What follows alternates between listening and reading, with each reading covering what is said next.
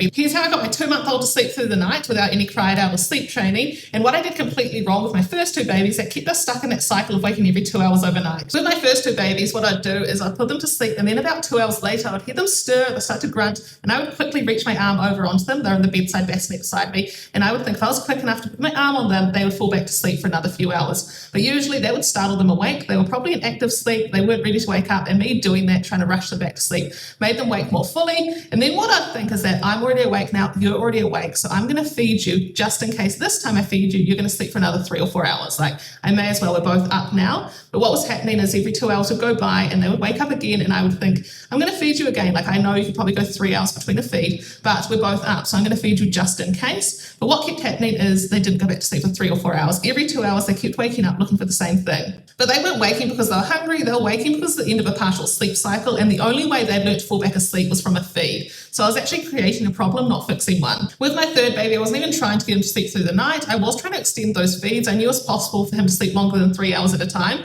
And I'd had friends whose babies had slept through as young as 2 months. So I did know it was possible in the back of my mind, but it wasn't my goal. Initially, I just set out to stretch those feeds longer than 2 hours, up to 3 or 4 hours between feeds, because he was a big baby.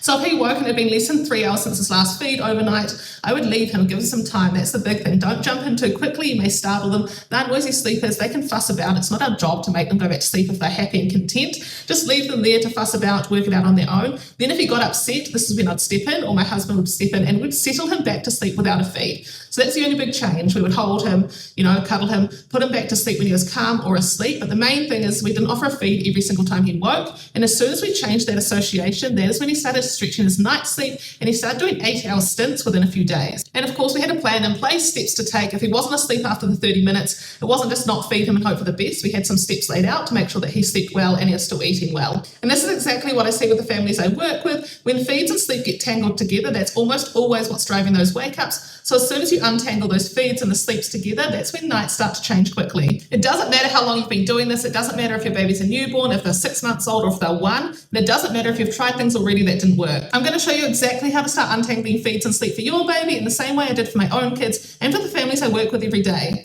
Comment sleep spot below so you can grab it and start sleeping through this week.